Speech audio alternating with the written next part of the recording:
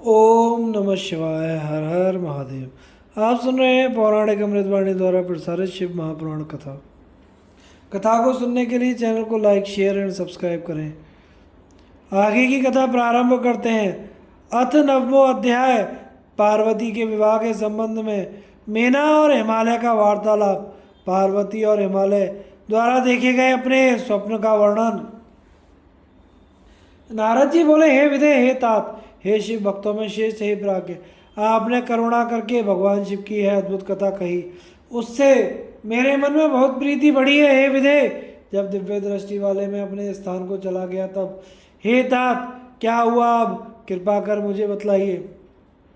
ब्रह्मा जी बोले, हे मुने, आपके स्वर्ग चले जाने पर कुछ समय बीतने पर मीना ने हिमालय के पास आकर उन्हें प्रणाम किया। तत्पश्चात पुत्री को प्राणों से भी अधिक चाहने वाली साध्वी गिरिप्रिया मीना वहां बैठकर अपने पति गिरिराज से विनयपूर्वक कहने लगी। मीना बोली, स्त्री स्वभाव के कारण मुनि की बात को मैंने अच्छी तरह नहीं समझा। मेरी तो यह प्रार्थना है कि आप कन्या का विवाह किसी सुंदर वर के साथ कर दीजिए। यह विवाह सर्वथा अपूर्व सुख देने वाला होना चाहिए। गिरिजा का वर शुभ लक्षणों से संपन्न और कुलीन होना चाहिए। मेरी पुत्री मुझे प्राणों से भी अधिक प्रिय है। वह प्रिया उत्तम वर पाकर जिस प्रकार भी प्रसन्न और सुखी हो सके वैसा कीजिए। आपको मेरा नमस्कार है। ब्रह्मा जी बोले, ऐसा कहकर अश्रुयुक्त मुक्त मुख वाली मेरा पति के चरणों में गिर पड़ी। तब बुद्धिमानों में श्रेष्ठ हिमवान उन्हें उठाकर यथोचित बात कहने लगे। हिमालय बोले, हे देवी, हे मेनके, मैं यथार्थ और तत्व की बात बताता हूँ, सुनिए।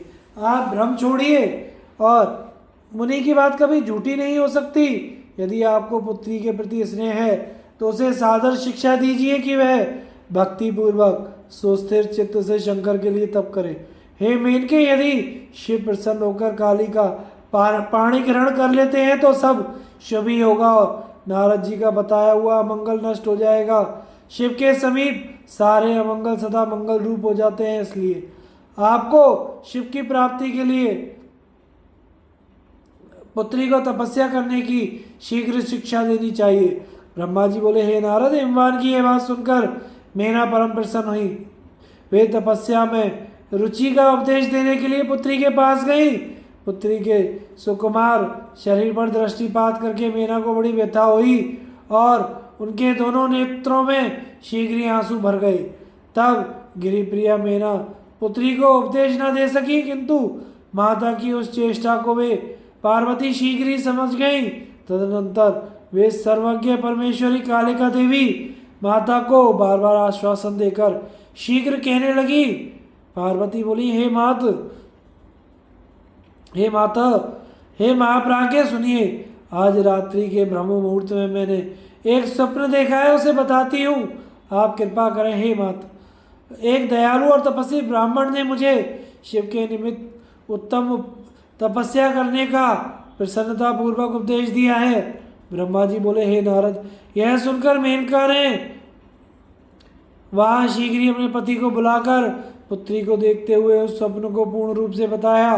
तब मेनका से पुत्री के स्वप्न को सुनकर गिरिराज बड़े प्रसन्न हुए और वाणी से पत्नी को समझाते हुए कहने लगे।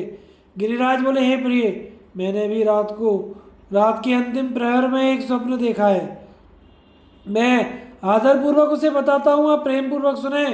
नारद जी के बताए गए वर के अंगों लक्षणों के को धारण करने वाला एक परम तपस्वी प्रसन्नता के साथ तपस्या करने के लिए मेरे नगर के निकट आए। तब मैं भी अति प्रसन्न होकर अपनी पुत्री को साथ लेकर वहां गया। उस समय मुझे ज्ञात हुआ कि नारद जी के द्वारा बताए गए वर भगवान यह शंभु यही हैं। मैंने उन तपस्वी की सेवा के लिए अपनी पुत्री को उपदेश देकर उनसे प्रार्थना की कि वे इसकी सेवा स्वीकार करें, परंतु उस समय उन्होंने उसे स्वीकार नहीं किया।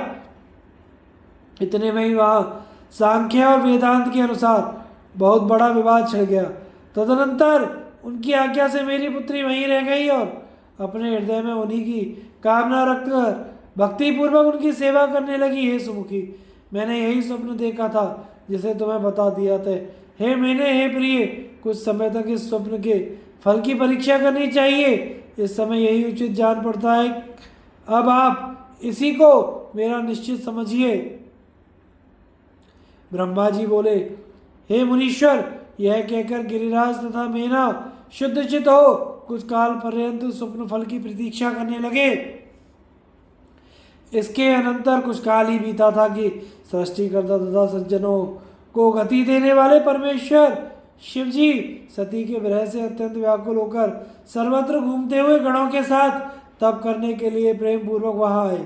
सती के प्रेम रह में व्याकुल चित्त वाले वे वहीं अपना तप करने लगे। उस समय पार्वती अपनी दो सखियों के साथ उन्हें प्रसन्न करने के लिए उनकी सेवा में लगी रहती थी। उस समय उन आत्मा स्वरूप शिव को मोहित करने के लिए देवताओं के द्वारा भेजे गए कामदेव के बाणों से विद्ध होकर भी भगवान शंभु विचलित नहीं हुए। अपनी नेत्राग्नि से कामदेव को जलाकर मेरे वचन का स्मरण करके वे वहीं अंतर्धान हो गए। तत्पश्चात कुछ समय बीतने के बाद गिरिजा के अभिमान का नाश करके उन्हें उनकी कठोर तपस्या से प्रसन्न किए गए महेश्वर प्रसन्न हुए। उसके बाद विष्णु के द्वारा प्रसन्न किए गए रुद्र ने लोकाचार का आश्रय लेकर पार्वती के साथ विवाह किया। उस अवसर पर बहुत मंगल हुआ। पुनः ब्रह्मा जी बोले, हे तात, इस प्रकार मैंने संक्षेप में विभू शंकर का अत्यंत दिव्य चरित्र आपसे कहा। अब आप और क्या सुनना चाहते हैं? इस प्रकार श्री शिव महापुराण के अंतर्गत द्वितीय रुद्र संहिता के तृतीय पार्वती खंड में स्वप्न वर्णन पूर्वक संक्षेप में शिव चरित्र वर्णन नामक 9वां अध्याय पूर्ण हुआ। अथ 10वां अध्याय शिवजी की ललाट से भौमोत्पत्ति।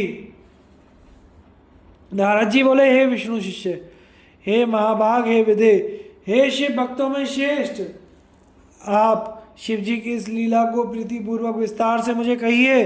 सती के विरह से युक्त होकर शिव जी ने कौन सा चरित्र किया और वे उत्तम हिमालय पर्वत पर तप करने के लिए कब आए? शिवा और शिव जी का विवाद और कामदेव का विनाश किस प्रकार हुआ?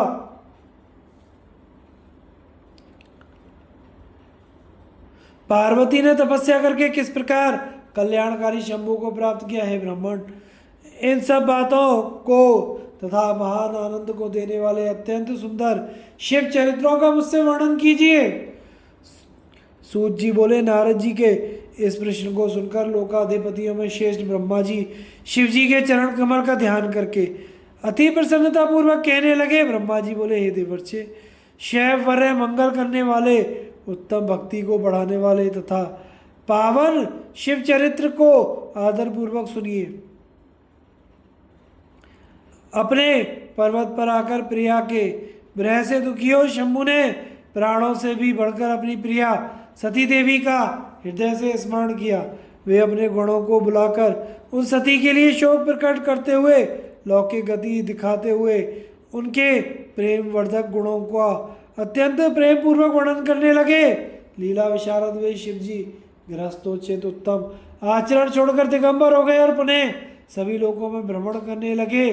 सती के विरह से दुखी हुए भगवान शंकर को कहीं भी सती का दर्शन प्राप्त नहीं हुआ। तब भक्तों का कल्याण करने वाले शिव जी पुनः कैलाश पर्वत पर आ गए। उसके बाद उन्होंने यत्नपूर्वक मन को एकाग्र कर दुख दूर करने के लिए समाधि लगाई और अपने अविनाशी स्वरूप का दर्शन किया। इस प्रकार मायाधीश त्रिगुणातीत विकार रहित पर ब्रह्म स्वयंभू सदाशिव स्थायी होकर समाधि में बहुत दिनों तक लीन रहे। जब समाधि लगाए हुए उनको बहुत वर्ष बीत गए तब उन्होंने अपनी समाधि का त्याग किया। उस समय जो चरित्र हुआ उसे मैं आपसे कहता हूँ। प्रभु के ललाट से जो पसीने की बूंदें पृथ्वी पर गिरी उनसे शीघ्र ही एक बालक उत्पन्न हुआ। हे मुने, वह 4 भुजाओं से युक्त अरुण वर्ण वाला अत्यंत मनोहर रूप वाला अलौकिक तेज से संपन्न श्रीमान तेजस्वी तथा शत्रुओं के लिए दुस्सह था। वह बालक उन लोकाचारित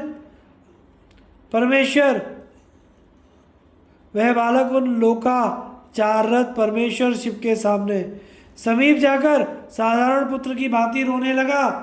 उसी समय भगवान शंकर से भयभीत हुई पृथ्वी बुद्धि से विचार कर अत्यंत सुंदर स्त्री का शरीर धारण करके प्रकट हो गई। उसने शीघ्रता से ही सुंदर बालक को अपनी गोद में उठा लिया और प्रेम से अपना दूध पिलाने लगी। इस प्रकार वह परमेश्वर के साधन के लिए सत्य भाव से बालक की माता बनी और प्रेम पूर्वक हंसते हुए बालक का मुख चूमने लगी। तब कौतुकी श्री सृष्टिकर्ता तथा अंतर्यामी शंभु इस चरित्र को देखकर उसे पृथ्वी जानकर हंसकर उससे बोले, हे धरणी, तुम धन्य हो, तुम मेरे पुत्र का प्रेम से पालन करो। यह श्रेष्ठ बालक मेरे महातेजस्वी पसीने से तुम में उत्पन्न हुआ है। हे क्षिते, यद्यपि मेरे श्रम जल पसीने से उत्पन्न हुआ यह बालक मुझे बड़ा प्रिय है, फिर भी यह तुम्हारे नाम से विख्यात होगा और सदा तीनों तापों से रहित होगा।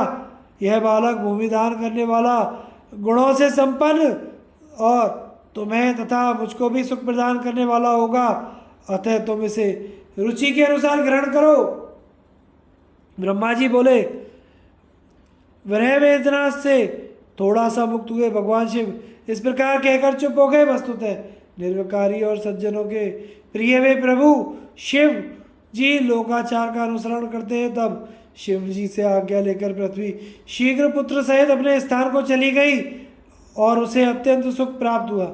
वह बालक भौम नाम प्राप्त करके शीघ्र ही युवा हो उस काशी में बहुत काल तक शिव जी की सेवा करता रहा। इस प्रकार वह भूमिपुत्र विश्वेश्वर की कृपा से ग्रह पद प्राप्त कर शुक्रलोक से भी आगे दिव्यलोक में चला गया। हे मुने, मैंने सती के विरहयुक्त शिव चरित्र को कहा। अब आप शिव जी की तपस्या के आचरण को आदर के साथ सुनिए। अथेकादशो अध्याय, भगवान शिव का तपस्या के लिए हिमालय पर आना, वहाँ पर्वतराज हिमालय से वार्तालाप। ब्रह्मा जी बोले, हिमालय की वह लोक पूजित पुत्री पार्वती उनके घर में बढ़ती हुई जब 8 वर्ष की हो गई, तब हे नारद, उसका जन्म हिमालय के घर में जानकर सती विरह से दुखी हुए शंकर जी सती की इस अद्भुत लीला से मन ही मन अत्यंत प्रसन्न हो उठे। उसी समय लौकिक गति का आश्रय लेकर शंभु ने अपने मन को एकाग्र करने के लिए तप करने का विचार किया। नंदी आदि कुछ शांत श्रेष्ठ पार्षदों के को साथ लेकर वे हिमालय के गंगावतार नामक उत्तम शिखर पर गए। हे मुने, जहाँ पूर्व काल में ब्रह्मधाम से प्रवाहित हो समस्त पाप राशि का विनाश करने के लिए परम पावनी गंगा गिरी थी। जितेंद्रिय हर ने वहीं रहकर तपस्या आरंभ की। वे आलस से त्याग कर चेतन ज्ञान स्वरूप नित्य ज्योतिर्मय निरामय जगन में चिदानंद स्वरूप द्वैतहीन एवं आश्रय रहित अपने आत्मभूत परमात्मा का एकाग्र भाव से चिंतन करने लगे। भगवान हर ने ध्यान परायण होने पर नंदी, भृंगी आदि कुछ अन्य पार्षद गण भी ध्यान में तत्पर हो गए। उस समय कुछ गण परमात्मा शंभु की सेवा करते थे, कुछ द्वारपाल हो गए। वे सबके सब मौन रहते थे और कुछ नहीं बोलते थे।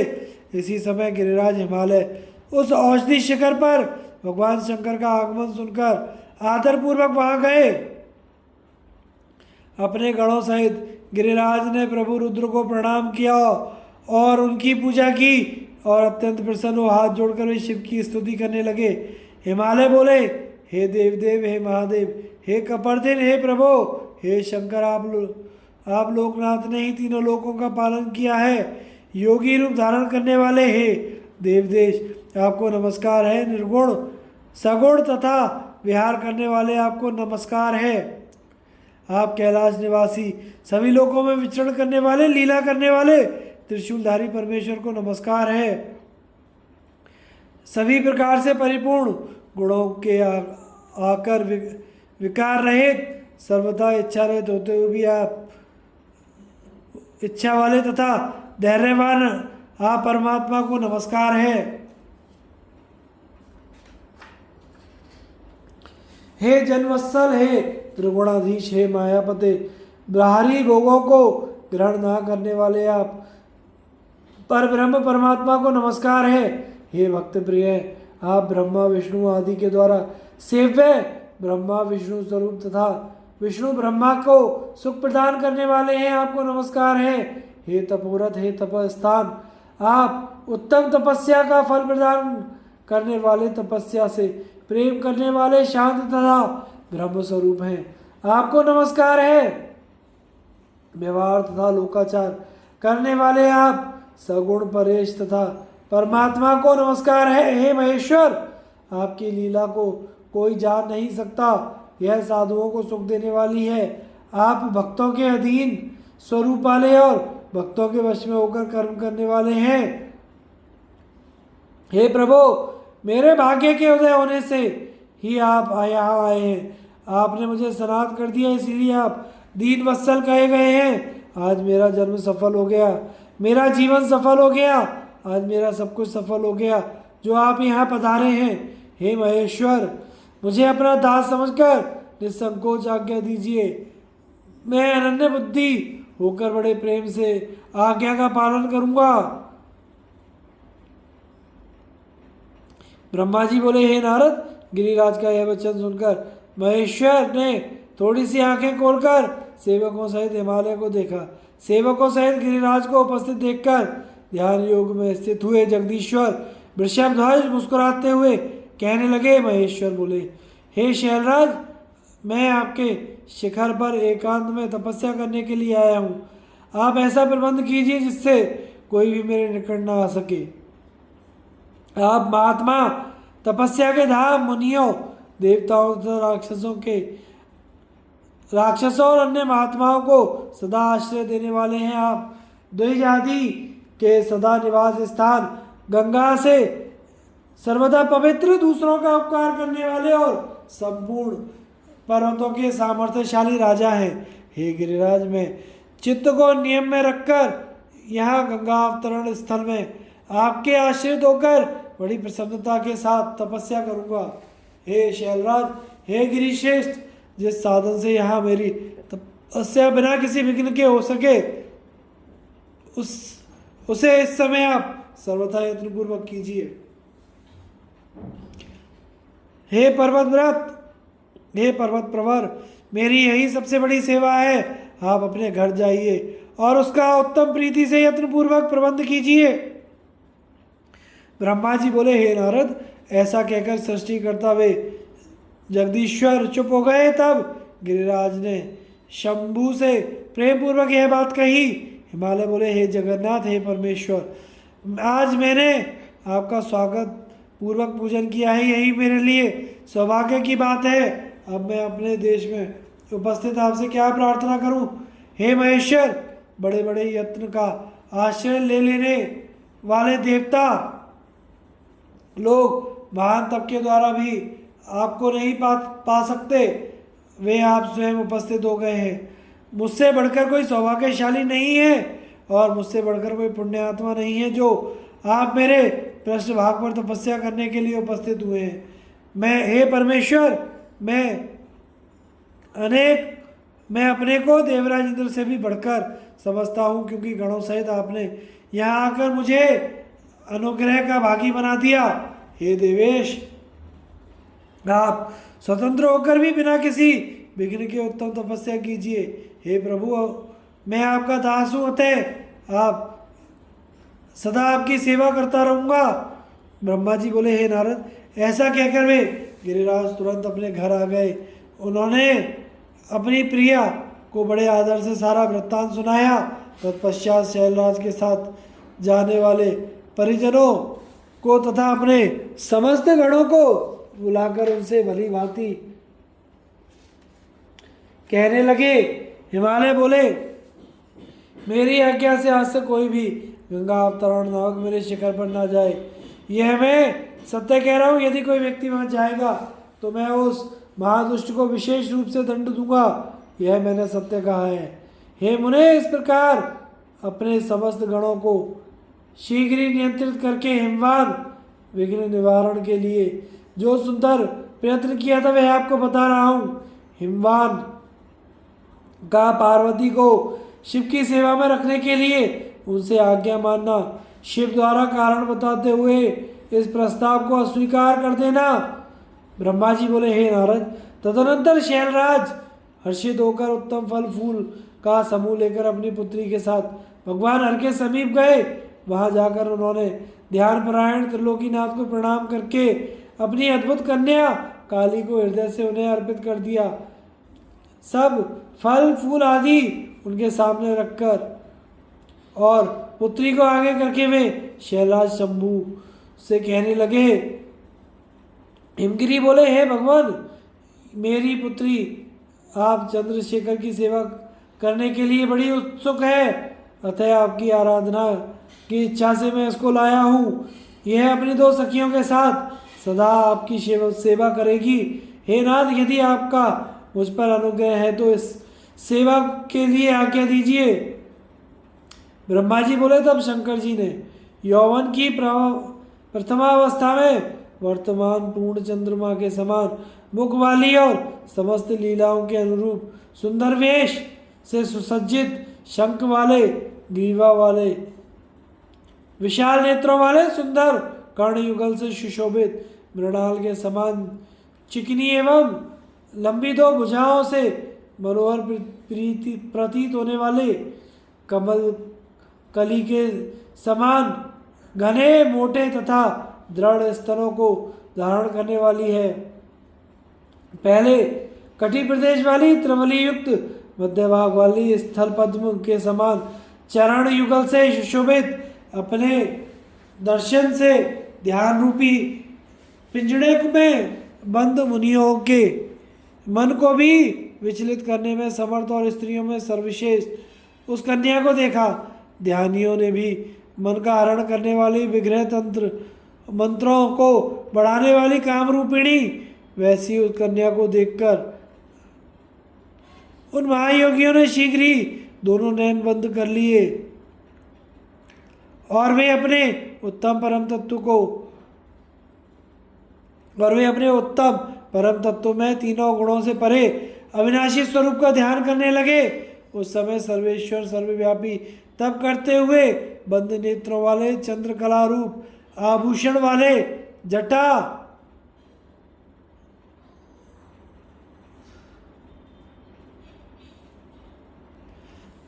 धारण करने वाले, वेदांत के द्वारा जानने योग्य तथा उत्तम आसन में स्थित शिव को देखकर महात्मा हिमालय ने उन्हें प्रणाम किया। वे पुनः संशय में पड़ गए। इसके बाद वाक्य वेत्ताओं में श्रेष्ठ गिरीश्वर जगत के एकमात्र बंधु शंकर से यह वचन कहने लगे। हिमालय बोले, हे देवदेव, हे महादेव, हे करुणाकर, हे शंकर, हे विभो, आंखें खोलकर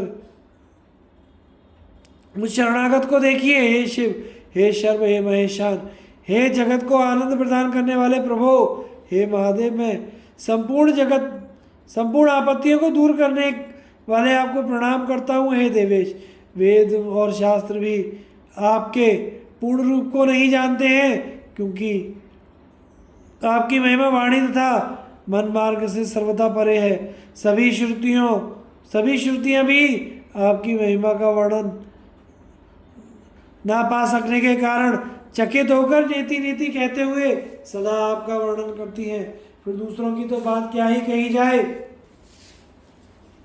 बहुत से भक्त ही भक्ति के द्वारा आपकी सेवा प्राप्त करके उसे जान सकते हैं, क्योंकि आपकी शरण में आए हुए भक्तों को कहीं भी भ्रम आदि नहीं होता।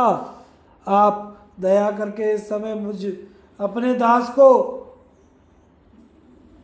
निवेदन सुने। हे देव, हे तात, मैं आपकी आज्ञा से दीन होकर उसका वर्णन कर रहा हूँ। हे महादेव, हे शंकर, मैं आपकी कृपा से भाग्यशाली हो गया हूँ। हे नाथ, मुझे अपना दास समझकर मुझ पर कृपा करें। आपको नमस्कार है। हे प्रभु, मैं आपके दर्शन के लिए प्रतिदिन इस कन्या के साथ आया करूँगा। हे स्वामी, मुझे आज्ञा दीजिए। ब्रह्मा जी बोले, उनका यह वचन सुनकर अपने नेत्र खोलकर ध्यान त्याग कर और कुछ सोच विचार कर देव महादेव यह वचन कहने लगे। महेश्वर बोले, हे भक्त, अपनी कन्या को घर पर ही छोड़कर नित्य मेरे दर्शन के लिए आप आ सकते हैं, अन्यथा मेरा दर्शन नहीं होगा। ब्रह्मा जी बोले, महेश के इस प्रकार के वचन को सुनकर पार्वती के पिता हिमालय सिर झुकाकर शिव जी से कहने लगे। हिमाचल बोले, हे प्रभु, इस कन्या के साथ आपके दर्शन के लिए किस कारण से मुझे नहीं आना चाहिए, इसे आप बताइए। क्या यह आपकी सेवा करने में अयोग्य है? मैं इसका कारण नहीं समझ पा रहा हूं। ब्रह्मा जी बोले, तत्पश्चात वृषभध्वज शंकर विशेषतः कोई योगियों का लोकाचार दिखाते हुए हंसकर हिमालय से कहने लगे। शंभु बोले, हे शैलराज, मनोहर नितंब वाली तन्वी चंद्रमुखी तथा सुंदरी इस कन्या को मेरे सन्निकट मत लाइएगा। इसके लिए मैं बार बार मना करता हूँ। वेदों के पारगामी विद्वान स्त्री को माया रूपा कहते हैं, उसमें भी विशेष रूप से युक्ति स्त्री तो तपस्वियों के लिए विघ्नकारिणी होती है। वेदों के पारगामी, हे बुधर, मैं तपस्वी योगी तथा सदा माया से निर्लिप्त रहने वाला हूँ, अतः मुझे युक्ति स्त्री से क्या प्रयोजन है। तपस्वियों में श्रेष्ठ आश्रय आपको पुनः ऐसा नहीं करना चाहिए, क्योंकि आप वेद धर्म में प्रवीण और ज्ञानियों में श्रेष्ठ तथा विद्वान हैं। हे पर्वत, उनके संग से शीघ्र ही विषय वासना उत्पन्न होती है, वैराग्य नष्ट हो जाता है और उससे श्रेष्ठ तपस्या नष्ट हो जाती है। अतः हे शैल, तपस्वियों को स्त्रियों का संग नहीं करना चाहिए। वह स्त्री महाविषय का मूल तथा ज्ञान वैराग्य का नाश करने वाली होती है। ब्रह्मा जी बोले, इस प्रकार बहुत सी बातें उन गिरिराज से कहकर महान योगियों में श्रेष्ठ महायोगी प्रभु महेश्वर चुप हो गए। हे देवर्षि, उन शंभु का यह स्पृह रहित निरामय और निष्ठुर वचन सुनकर काली के पिता हिमालय विस्मय में पड़ गए और वे कुछ व्याकुल से होकर चुप हो गए। उस समय तपस्वियों द्वारा कही गई बात को सुनकर और गिरिराज को आश्चर्य में पड़ा देखकर विचार करके शिवजी को प्रणाम कर भवानी उनसे विशद वचन कहने लगी। इस प्रकार शिव महापुराण के अंतर्गत द्वितीय रुद्र संहिता के तृतीय पार्वती खंड में शिव हिमाचल संवाद वर्णन नामक 12वां अध्याय पूर्ण हुआ। आगे की कहानी का प्रसारण हम अगले भाग में करेंगे।